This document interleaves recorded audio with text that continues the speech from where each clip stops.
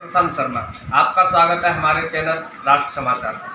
आज हमारे साथ हैं आम आदमी पार्टी के उत्तर प्रदेश के प्रदेश कार्यकारिणी सदस्य श्री हनी तेनगुरिया जी।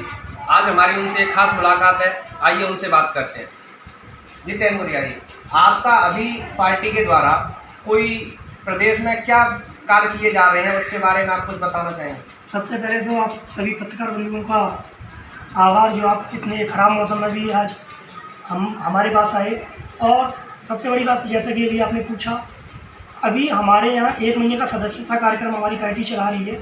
पार्टी के जो हाई कमीशन है वहाँ से ऑर्डर है। जिस तरीके से देखा गया है कि लोगों की हमारे पार्टी के प्रति, आम आदमी पार्टी के प्रति लोकप्रियता बढ़ रही है, उस तरीके से हमने 8 जुलाई से लेकर 8 अगस्त तक का सदस्यता कार्यक्रम रखा है, जिसमें हमारा एक उद्देश्य है कि हम 1 करोड़ युवा या 1 करोड़ सभी वर्ग के लोगों को हम अपनी पार्टी की सदस्यता दें।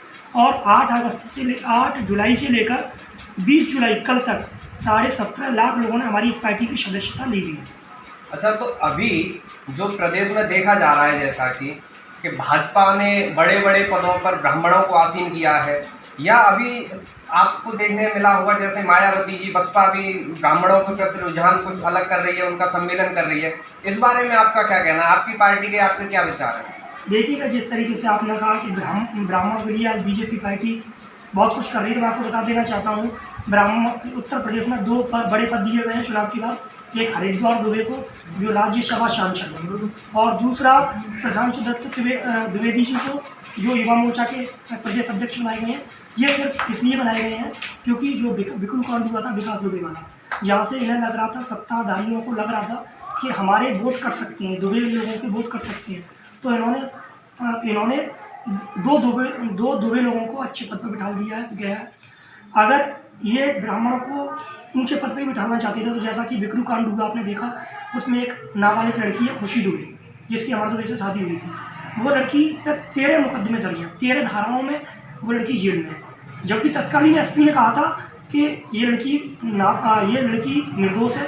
164 में हमें इसका बयान देके इसे रिहा कर दिया, फिर इसे रिहा क्यों नहीं किया गया? उसकी बात छोड़िएगा, सबसे बड़ी बात है आपके अपने आगरा मंडल में देखिएगा, एक इंसान है जो पिछले 14 साल से जेल काट रहा है, पंडित अशोक दीक्षित। उसकी बेटी जो बाहर पढ़ी, उनकी बेटी जो लंदन अमेरिका में पढ़ी, वो उनकी बेटी को जब पता चला कि मेरे पिता को सजा हो गई है, उसके बाद वो अपने निजी निवास पे आई आगरा मंडल में।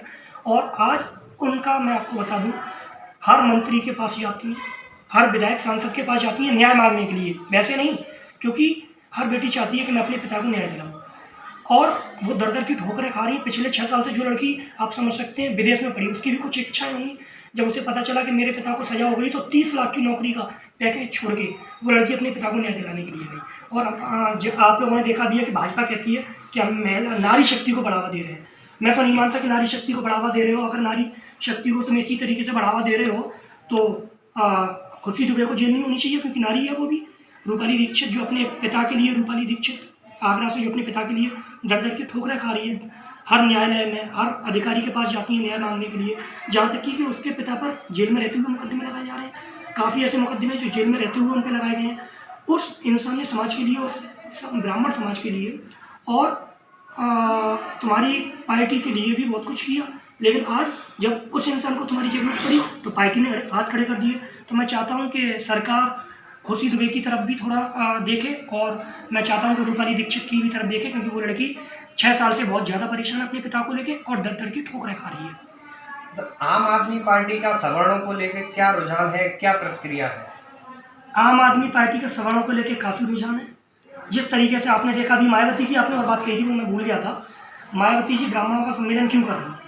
एक कहावत आई थी, शायद आप लोगों को सबको पता होगा, तिलक तराजू और तलवार इनमें मारो जूता चार।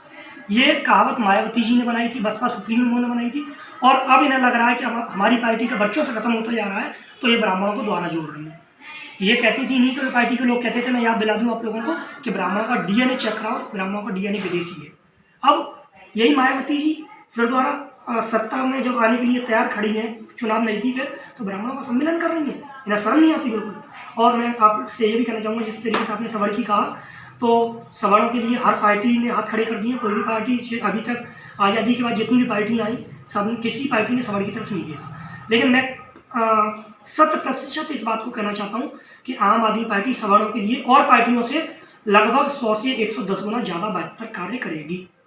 अच्छा, अभी जैसा देखने में आ रहा है, आम आदमी पार्टी जो अब दिल्ली से बढ़ के अन्य प्रदेशों में उत्तराखंड, उत्तर प्रदेश या पंजाब में अपने पैर जमाना चाहती है, तो लोगों का उत्तर प्रदेश में जो योगी जी के प्रति या मोदी जी के प्रति जो विश्वास है, जो उनका भरोसा है, उस बारे में आपका क्या कहना है?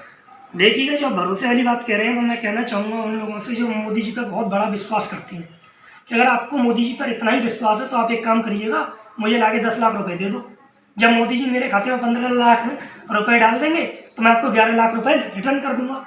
अगर किसी को भरोसा है तो आके मुझे 10 लाख रुपए दे दे, मोदी जी जैसे मेरे खाते में 15 लाख रुपए डालते हैं, मैं आपको 11 लाख रुपए रिटर्न कर दूंगा। मैं कहना चाहता हूँ कि ये सिर्फ एक ढकोसले है। आज केवल आदमी अपना देख रहा है, किसी को भरोसा नहीं है। अगर भरोसा होता तो इतनी हत्याएं नहीं होती यूपी में, कोरोना महामारी से इतनी मौतें नहीं होती। तुमने नौकरियों का कहा, तुमने नौकरियां नहीं दी। तुमने स्वास्थ्य व्यवस्थाओं की कही, तुमने स्वास्थ्य व्यवस्थाएं नहीं दी। तुमने 15 लाख रुपए की कहा, तुमने 15 लाख रुपए नहीं दिए। ऐसी काफ़ी चीज़ें अगर मैं गिनाऊंगा तो बहुत समय हो जाएगा गिनाते गिनाते। लेकिन अब मोदी जी का निश्चित रूप से मोदी जी से और योगी जी से लोगों का विश्वास हट रहा है। इसी वजह से आम आदमी पार्टी उत्तर प्रदेश में अच्छी तरीके से खड़ी हुई। तो जैसा आपने कहा कि प्रदेश में भाजपा से लोगों का जो विश्वास है वो हट रहा है, लेकिन पंचायत चुनाव में तो भाजपा की इतनी बड़ी जीत हुई है, उससे देख के तो नहीं लगता। इस बारे में आपका क्या विचार है? देखिएगा, जाहिर सी बात है कि पंचायत चुनाव आप लोग भी इस चीज़ को जानते हैं और हम भी बेखूबी से जानते हैं कि जब कोई भी पार्टी सत्ता में होती है तो छोटे मोटे चुनाव उसी के अंडर में होते हैं। तुमने देखा कि पंचायत चुनाव के दौरान आप जैसे मीडिया भाइयों ने कितनी चीज़ें दिखाई न्यूज़ पे। चीर हरण तक हुआ, जो द्रौपदी का चीर हरण किया था दुर्योधन ने, उसका सत्यानाश हो गया था। तो मैं तो यही कहना चाहूँगा कि सपा की एक कोई प्रत्याशी थी जिनका तुमने लखनीपुर में एक कोई प्रत्याशी थी जिनके तुम लोगों के तुम्हारे प्रत्याशियों ने या तुम्हारे कार्यकर्ताओं ने उनके कपड़े तक फाड़े और मारपीट की, चुनाव के दौरान पर्चा फाइल तक नहीं करने दिया। तो जाहिर सी बात है कि तुम धनबल और बाहुबल से चुनाव जीतना जानते हो और वही तुम कर रहे हो। लेकिन 2022 के चुनाव में प्रदेश में बहुत बड़ा बदलाव आएगा, क्योंकि एक ही इंसान है जो आदरणीय प्रधानमंत्री जी मोदी जी को टक्कर दे सकते हैं। वो है हमारे दिल्ली के माननीय मुख्यमंत्री अरविंद केजरीवाल जी। वो निश्चित रूप से उत्तर प्रदेश में बदलाव लाएंगे और हमें ही नहीं बल्कि जितने सदस्य जुड़ रहे हैं, जिस तरीके से सदस्यता अभियान में प्रतिदिन 70 से 80 हज़ार लोग जुड़ रहे हैं, उन सबको भरोसा है और होना भी चाहिए। क्योंकि न तुम युवाओं को नौकरी दे पा रहे हो, न तुम बुजुर्गों का मन जीत पा रहे हो, तो कहीं ना कहीं तुमने खराबी है। इस वजह से आदमी दूसरी पार्टी की तरफ जुड़ रहा है। अभी जैसा देखने में आया, समाजवादी पार्टी और आम आदमी पार्टी के जो हाईकमान आपस में मिल रहे हैं, तो उससे क्या लगता है, क्या प्रदेश में समाजवादी पार्टी और आम आदमी पार्टी मिलकर चुनाव लड़ने की योजना में? देखिएगा, इसके बारे में तो अभी हम कुछ नहीं कह सकते हैं, क्योंकि हमारे पास अभी कोई ऐसा परफॉर्मा नहीं है या ऐसी हमारे पास कोई खबर नहीं है। लेकिन हमें खुशी है कि अरविंद केजरीवाल जी की नीतियों को देखकर समाजवादी पार्टी के सुप्रीमो आदरणीय अखिलेश यादव जी दिल्ली जाकर केजरीवाल सर से मिलते हैं और राज्यसभा सांसद और उत्तर प्रदेश प्रभारी संजय सिंह जी से भी मुलाकात कर रहे हैं। तो उस हिसाब से मुझे लगता है कि कहीं ना कहीं उन्हें भी लगता है, एक कहावत भी है कि खरबूजे को देख के खरबूजा रंग बदलता है। तो कहीं ना कहीं मुझे भी लगता है कि अगर मैं तो चाहूँगा कि जितने आदरणीय अखिलेश यादव जी भी अगर मिलना चाहें हमसे, तो मिलके युवाओं का भविष्य का एक नया निर्माण कर सकते हैं। क्या आप समाजवादी पार्टी पर विश्वास जमाते हैं अपना? आप मानते हैं कि समाजवादी पार्टी ने अच्छा कार्य किया है प्रदेश में और वो भरोसे के काबिल है? देखिए, यह बहुत पुरानी कहावत है, हम लोगों ने भी पढ़ी और हो सकता है कि आप लोगों ने भी पढ़ी हो। एक रामधारी सिंह दिनकर हुआ करते थे कवि, जिनकी एक कहावत थी, जिनका एक वाक्य था, जैसी संगत बैठी है वैसे ही गुण दीन।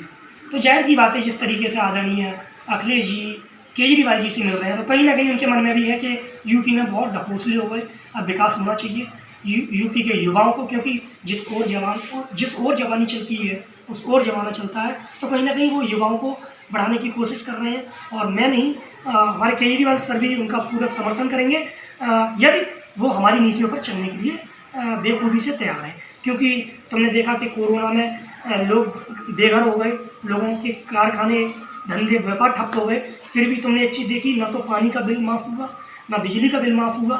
और वहीं एक दूसरा राज्य है तुम्हारा दिल्ली, जहाँ पानी और बिजली से आदमी मुफ्त अच्छी स्वास्थ्य सुविधाएं नहीं मिलती हैं अपने यहाँ, तुम सरकारी अस्पताल में चले जाइएगा, देखते हैं कि सरकारी अस्पताल में तीमारदार दर दर की ठोकरें खा रहा है। तो ऐसी सरकार से कोई मतलब नहीं है जो एक व्यक्ति को निःशुल्क सुविधा न दे पाए।